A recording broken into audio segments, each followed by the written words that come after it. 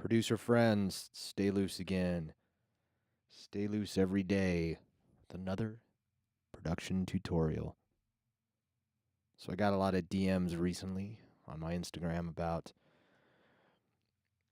mixing, actually mastering, the mastering process of songs, how to get them to sound good. So we're going to talk about that. Now, the first thing I want to say is I do 90% of my masters in the session that I have created the track in. And with my mix downs, I would say that 80% of the time I set up a master bus somewhat before I really start mixing. So I kind of mix to a master, and I know a lot of guys do this because with electronic music and especially with modern music being as loud and hitting as hard as it does, it's important to just know what your outcome's going to be like. That doesn't always need to be the case, though. In this situation, because running my screen recording software and the session for this track at the same time is completely impossible on my computer, I've decided to just bounce out a little pre-master wave of this song called Let Go, which some of you may or may not know. It's been out for a couple years on SoundCloud, but I'm actually going to be re-releasing this track officially on other platforms next month. And this is actually an extended version of the song. There's got I changed up a couple of things, and we added some more stuff on the vocal, which is really nice. So anyways, without further ado, let's get this rocking. So one of the first things that I like to use is the glue compressor in Ableton, and I like to set up some compression. So I like to find the loudest parts of the track, which would probably be here. Boom. So I'm going to start taking this threshold down. Actually, first thing I'm going to do is adjust this release. Sorry. So a couple of things. A really fast release will be better for your instrumental. So if you have a track that is very instrumental heavy, like it's a dance track and the vocals aren't that important or it has no vocals, you go with like a really, really fast release here.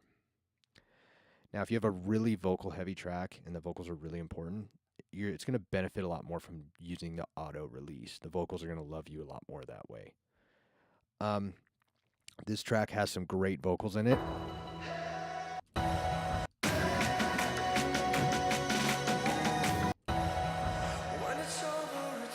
But the highlight of this track is really the instrumentals. So I'm going to go with the fast release. And I'm kind of going to take the attack down just a little bit. And now I'm just going to loop this heavy section here. And I'm going to adjust the release until it's hitting under 5 dB.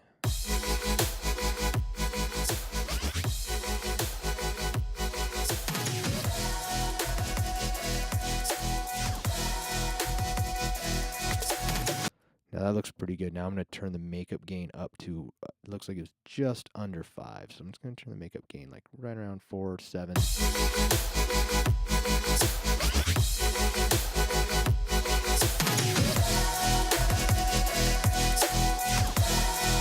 So there's some really great compression going on right there.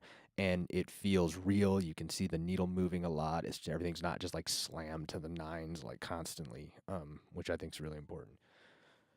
So once I have that set up, I like to go immediately for this next trick. And that is, I do like to use Voxengo Span. This is an analyzer. I just like to see where the RMS is hitting. This is a free plugin. You can go download this for free. It's great. If you don't have it, you need to get with it. So I can watch the RMS meter and keep hitting reset. So right now it's hitting about -19 RMS. So, and it sounds great. But I really like for my electronic tracks to be kind of more like around -7 or -6. So I'm going to use my favorite limiter, and that is Invisible Limiter. Infuse turned me onto this. He's a good friend and a great producer, and this thing just sounds freaking incredible. So I load it up. One of the first things I like to do is just output gain to 0. I want it to like show red.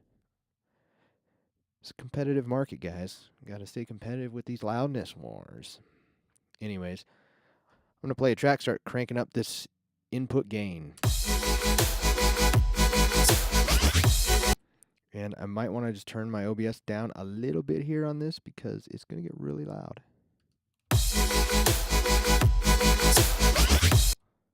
So forgive me if this is getting really loud, guys. I kind of have to turn it down as it goes. So you can see we're at negative 11 there. So I'm going to turn the thing up to about 10 dB. It's a lot. Some people be like, no, stay loose. That's too much. It's not. I know what I'm doing. I've done this before. Once or twice I did this. I did this once before, ever. I made one song and mastered it once. Now it's starting to sound fucking huge. Pardon my French, but it's true. Sorry, guys. I have to keep turning this down so that...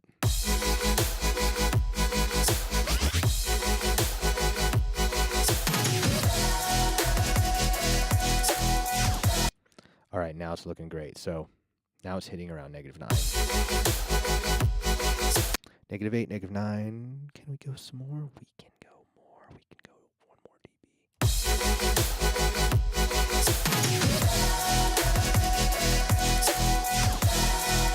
Woo! Spicy. Let me check that output really quick. Sorry, guys.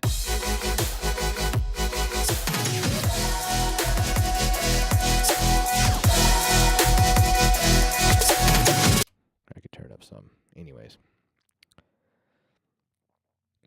So, now I have the limiter set up, and it's hitting really nice. There's a couple tricks I like to do really quick. And I just like to have it set up like that so I know what I'm up against here. So, the next couple things that I'm just going to show you really quick is I like to multi-band compress some of the mids, and I kind of do it twice. So, I like to use the Pro C by FabFilter. I click on sidechain, and I enable these two. And I go right for the mid-range, which is typically right around 300 to kind of like around 3K. And it's compressing it way too much, so it takes the threshold down. I just want it to do it a little bit. I want the attack to be pretty fast, Ratio 4:1 is good.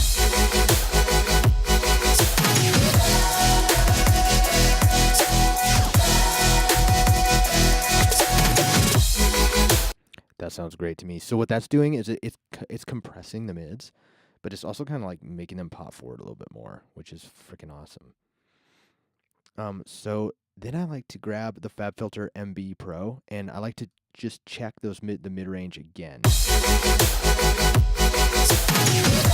And actually on this, it's kind of this high range that I think is kind of bugging me. See how loud it's getting right up in there? So I'm going to compress some of that. Fast attack, fast release. Take the threshold down some. Pull this range down.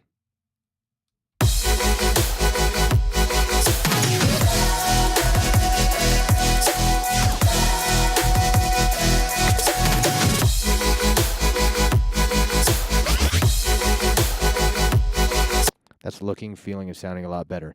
So what it's doing is you're still hearing that frequency because your ear only needs to hear a frequency for a millisecond to actually believe that it's there the entire time.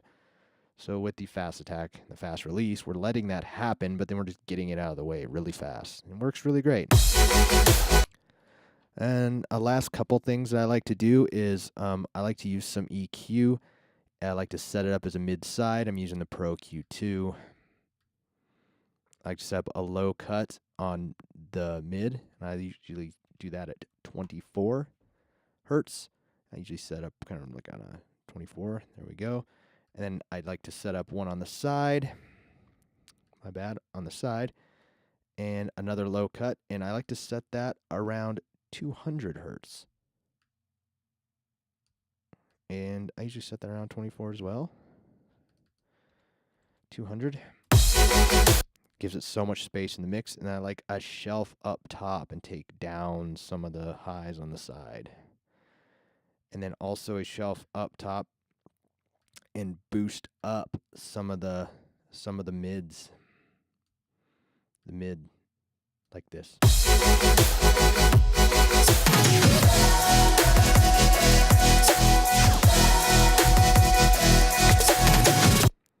I think that sounds great. And if there was one more thing that I was going to do to make this master work really well for me, is I would probably get out. I know I have a ton of plugins. I would probably get out Isotope's Ozone for just the stereo imager, and any stereo imager would work. But I really love this one, and I'll show you what I do. Boom, boom, boom. Take internals off. Let's go for the imager right away. I'm going to turn this lowest band to 200 and take it all the way down. I want my bass completely mono. I want all that stuff down there mono. And then my high band up around 10K, that's fine. I want to take this, not tons, not that. I just want a little bit. And just a little bit less on the next band down. Just a little bit.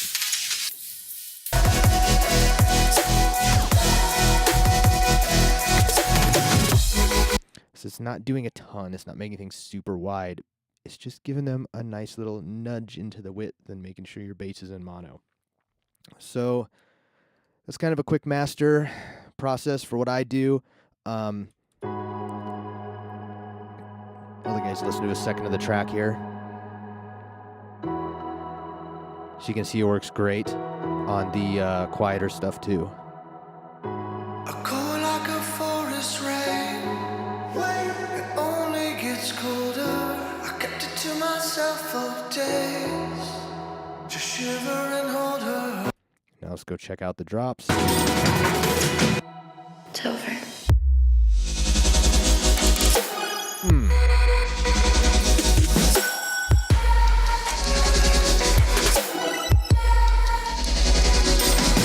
-7.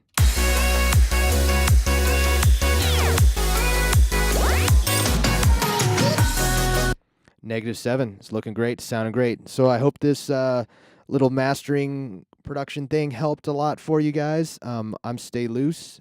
Subscribe to the channel. Comment below.